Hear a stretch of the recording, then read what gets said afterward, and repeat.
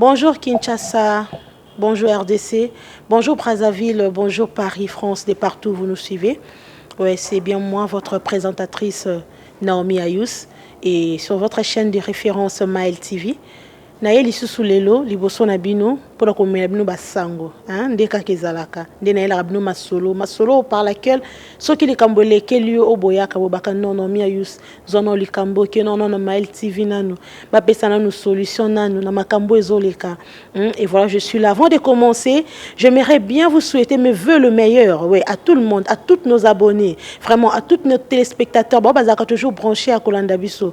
Mes vœux le meilleur et bonne année à vous tous, sans oublier à ces grands messieurs, monsieur Gilbert Ikoné, le papa de ces grands joueurs, Jonathan Ikoné, et pourquoi pas à l'international, Carnot Biemé, c'est trois. En tout cas, coup de chapeau à toi, chérie. Et à vous tous, Binonyo Sobolinganga, la famille Ayurambi, je suis là avec vous, à tous mes fans et à tous nos téléspectateurs Balanda Abisso à tout moment. Lelo Ezanini, Sambolé Lelo Ezanini, histoire no Ezanini Lelo, Eza réalité au Ezoleka na Kinshasa. Ouais, la capitale oya RDC. Vous voyez bien qu'il y a des masolo, oya bandeko na biso, nos compatriotes. Obazo ba na mariage de rêve qui ça obiso don ngato kota to vana kati makambunye zoleka réellement. Quelles sont des histoires cachées dedans? Et bien bazo tambola tambola makam na mitema. Et bazo tambola na mituna bango mamboze belé zo baluka. Et bien bon ça la accident, mais c'est dû à quoi? Neangwana Ayous TV ayaka toujours liboso na bino pona kolobela bino pona koyebisaka bino que à chaque fois que on a likambu na moko boy ko kanga ngote ko bomba ngote. Le numéro est là au bas de l'écran, au bas de votre poste de votre petit téléphone. Okokozwa numéro wana okomi likambu na yo, osali voice likambu na yo. Na WhatsApp est disponible à tout moment pona ko exposer problème na yo. Problème lelo ndeka to sola en anonyme. Et ça problème il y a un grand monsieur de la place à wana Kinshasa. Ou azana mwasinaye, aza cadre quelque part et puis aza cadre monene quelque part. Et ndeka to solaka nako tanga kombo na été. Boyebi kandi to sala ka jeu nako pesa e kombo moko pe na pesi mosne kombo moko et on va jouer sur les deux. Donc tozu monsieur to pesi kombo ya Serge et moi si no pesi kombo Mireille. C'est quoi les problèmes? Likambo bandi kandi to kutana na nzela ndeka to linganaka. Kutani tonto kutani na mwasi na fille moko boy wana sepel na tout ça bolungwe bandi. Bang bolungwe bandi balingani ba monike bolungwe ya makasi. Mobali atali kina monya mabe na kata mwaso to mobali pata mwasi pata na monya mabe na kata mbalo te ni exception to balana eloko ezati. Doto mema wa liboso ba boti. Tonton Serge na bolingo nyonso alinga ki sœur na biso Mireille. Azubi non. En tout cas Mireille c'est une femme que je dois épouser. En tout cas Mireille elle a des qualités, des atouts. En tout cas Mireille na fandinaye.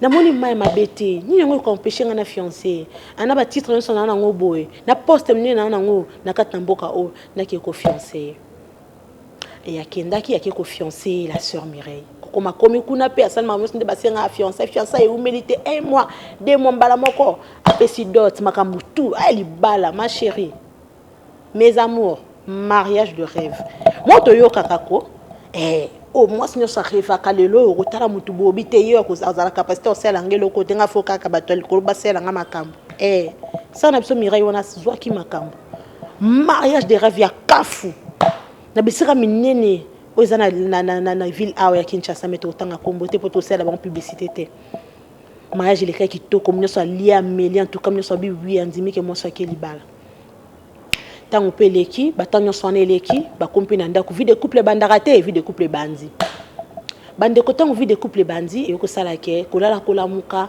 moi semble besoin de sika moko zemi ya kate zemi moi ça me ko sentir ba malaise est-ce mbana zo ka bientôt ba non en tout cas des malaises comme ça faut aller à l'hôpital.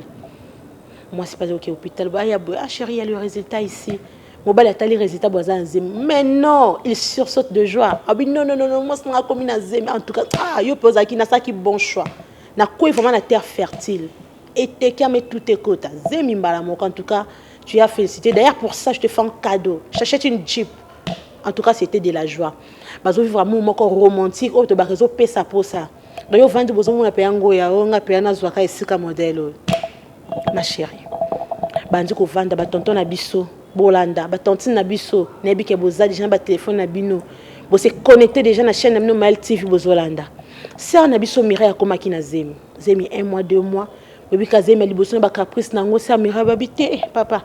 Zemo ezazemi liboso. En tout cas avec ces caprices là, il faut déjà médecin landela nga tout ça et puis tu es un grand homme et tout. Il faut déjà un médecin nga zo landela nga makamnyo so fona kinda ba consultation prénatale. Et l'homme m'a dit OK, pas de problème ma chérie. Eh moi c'est moi na faut botter mon bonne et forme. En tout cas s'il faut que botter na ba condition moi je mettrai mes moyens en jeu pour que botter bien en tout cas renseigne-toi en hôpital que c'est pelisayo. Quel que soit à combien je veux payer pour le bien-être de mon enfant et ma femme. C'est un amour très romantique, je vous dis. Et la femme s'est levée aussi un bon matin comme ça, à Bimi, à l'hôpital. Il peut se renseigner, tout. À la conclusion, l'hôpital de la ville, à Komboté, à se renseigner, ma camion soit, elle peut me balayer ça, non, papa, papa Serge, t'as là, l'hôpital n'a pas de balobi, il faut pour la bande. Papa Serge, ok, pas de problème. Non, papa Serge a signé mon chèque, ma camion, so kenda ka le kaka, bimi saka mon pour la consultation, ma camion, so tu es permis. Ok, d'accord, chérie. Moi, c'est pas un cola mouka, journée à rendez-vous, so kala mouki, à qui peut rendez-vous, ne m'bal pas kenda ka moussala, rythme, ils ont continué à katanda, rythme cardiaque normal. À un certain moment, tonton Serge a écouté, mais comment est-ce que so na outi moussala na zongi, il y a 2 fois, ndé na zonga à 16h, na roya boé, na okuta ata mususu moi si nanga si auta ki consultation aye mais elle est trop fatiguée, elle dort, soit elle n'est pas encore là mais apparemment akenda ngo na tongo mais si elle recommence peut-être basse mais avec de fatigue tout ça bon c'est pas un problème mobile elles ont un cadre bolingo vu que l'amour nous aveugle vu que amour ce que ton dit pas mutu un amour vrai a difficulté ko bimisa ba défaut mususu to ya ko se ticket na kata likambu mo boy. Tonton Abisso Serge, à l'équipe qu'on a cadre bolingo, rythme cardiaque et continue qui malade.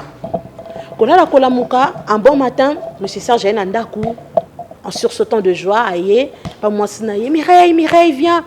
Mireille pas bimi aïe wana. Ben chérie, c'est pour ma casse bolingo, ben on est sur un congé, il y a service. Ce congé de travail en bon, oui, nazo pe mami ko non ça la terre. Bien d'accord, c'est que OK nous OK parce que tonton Abisso Serge zaki ceux qui attendent la congé naïe à kinda mingi poto, à que Turquie, à que moi ni ko se détendre moi Dubaï kandingi zala. Tonton Serge habite tout rono ki kunate moi snanga za zemi. Non, depuis zemi de comme na 7 mois boy. Eh zemi déjà koli beti moi nanga botamana ki pour ye kanga makuna. Na moi ndé moi nanga botamana non je dois assister, je dois être là. Non OK quand j'étais dans zala moi je pense OK c'est pas un problème comme tu veux rester là. Oui chaque jour faut la mukana qui part moi nanga ndenge ni bonda ko la mukana katali bumu tout ça. Bande ko zaki so balamuki na tongo. Mobali ya ko lamusa moi sinaye. Abandi ko sala e bakale, abandi ko sala na bebo azaka bakale. Je vous dis, amour avec plus de romantique au Boana IDT. C'était comme ça le rythme de leur maison. Ba misala balemba bango. Bolingo moko waouh. Et que ça la jour à rendez-vous moi c'est kokakate et koki. Moi c'est nga kende rendez-vous. A bon c'est ma camion ça nga kende ta mbal pas bonga mais là chérie tu sais quoi aujourd'hui je t'accompagne.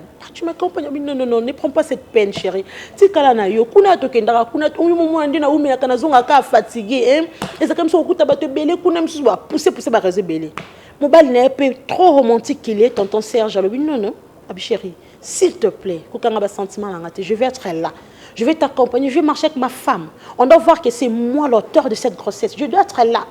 À s'imposer, on a mis si barguimé, belé, on a... Moi, je peux t'aller, ok, pas de problème, on va aller. Tout qui est ensemble.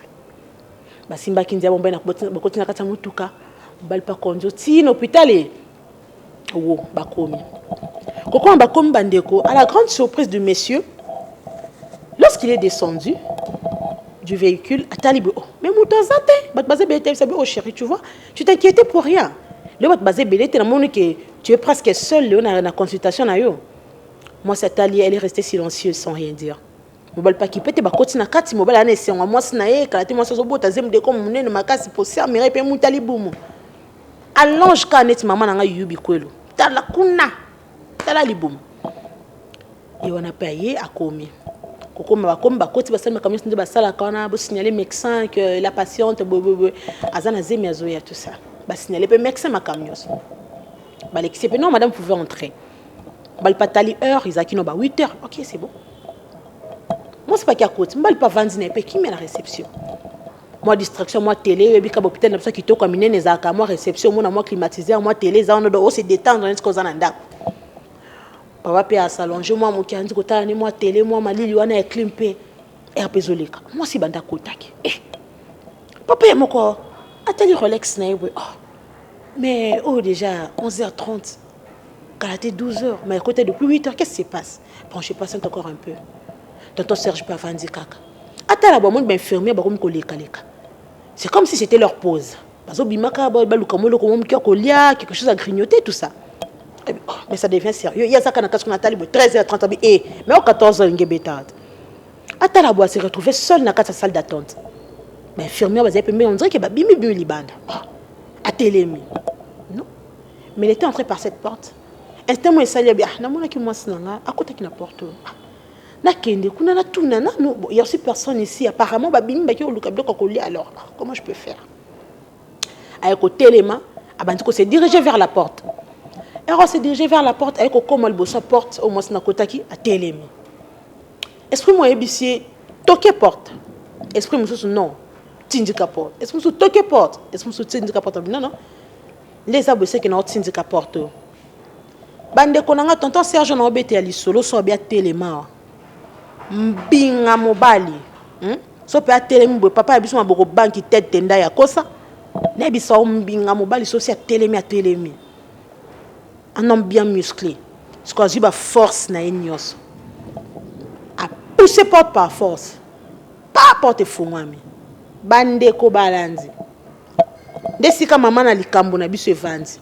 Dès que l'on minga liboso na binoir bandeko tonton Serge a bouki porte wana akeko kuta mwasi oyaye Mireille oyaye o sa kané amour romantique o bala mariage de rêve o apesa cadeau ba jeep pour na zemi o yazo bimisa ba mbongo d'une manière ya liboma pour na ko satisfaire ye akuti nu na zemi ya munene atandi nkabo docteur pe nu bazo passer rapport bandeko na ngai en pleine action ndeko mobali taka na uti ko expliquer bino ke azam binga mune mulai na biso grand prêtre telinko ina poto kutu hotel matin na mbinga ya mwa mobali wana mais akiti na se a s'écrouler avant dina se akoka kolobate ko sa côté elle est restée stupéfaite aotala kaka boy moi so ya ngai atika lokwa babota ye docteur elle est consultation atika lokwa babota bangwana na action nambala mo tonton Serge ndazwa ki téléphone na ye a bengi directement na omi yuso zap na bi wana na zo benga ngabo non ngai téléspectateur na ona landa ba histoire no mais oy komenga na minto ya kakaka na bi papa likamuni nyoza wapi ona za na hôpital na bi bongo bino bokolanda ngai na nzela ngo ya YouTube mo benga tina ba hôpital en tout cas na banga ki bandeko banga alors bité ko banga te ya ko vivre événement ya ko vivre onga na vivre na minute pour na okoka te na minute ba ko sanga ina makila bandeko nga ona na zwaki na koti express mbang na komito na koti na bisika dirija kinga na okute ngambe mobali avandika aboko te maboko longwa na biso eningisi clinique batelemi nda benzi nga vandinga bitala tala abia vana telema kende nebi ke yo balanda ko de partout Mael TV zo landa mana poto Mael TV landa mana kisasa Mael TV batu bazwa katana bango ovanda ndende na osola bona minto boss tête tenda ipenza vandi veut que zo landa na mama Rachel Futa bazo landa abi kende bon pesa ba conseil ba yoka ba yebisanga na sa en tout cas na boya ye tona kipeka mwana tona yena mwana na sundola bango nazo bilamba na ko tika na hôpital na yebite mi tourner tondi ngai motu mama na me yuskende ba oyo balandi ba ba téléspectateur ba pesa ngai idée ba sunga ngai na situation na mikuti nango moi si na linga na vie le quoi Mireille o azate pe na honorai na yebite ni yazangaka njoka tia umela kaya kama kamusa yakapa médecin all bo sunga ngai na sala nini ndene liboso na bino balandi ya Mael TV bino ba bolingaka na Naomi Ayus bino ba ebo zapenza na biso ba ke toujours tous ensemble. En tout cas, bosunga tonton. N'oubliez pas de liker, de commenter, de vous abonner, surtout de beaucoup plus commenter pour que bosunga tonton Serge Oyo. Na likambo ekoli ya monene. Yonde ko mobali ozotala ngai. Ozolanda peut-être qu'on a likambo ko lekaya tonton Serge. Peut-être que comme la ki eleki même oyaye. Kozitete. WhatsApp ezawana, koma, benga. nayaka nayana nayaka penza au relater so ko sala ngo par audio au sali mais toutefois rester branché rester connecté pamba te makambo tozoyoka ezosunga na biso ba ekomela te ezo aider biso to ba ndenge nini to ko vendre to ba komi lengele na nyoso to komona. En tout cas, je vous resalue encore et encore plus de meilleurs vœux à vous, de bonnes nanas à vous, à M. Sobamanene depuis Paris, un grand homme, M. Jules Monsoir. Je vous salue. Derrière la caméra, je vois mon grand réal, oui, le grand réalisateur, hein, Papa Alain Moudibani. En tout cas, YouTube est Téléma, Papa Alain Moudibani. En tout cas, je vous salue et restez branchés, restez connectés. De gros bisous à vous. Merci beaucoup.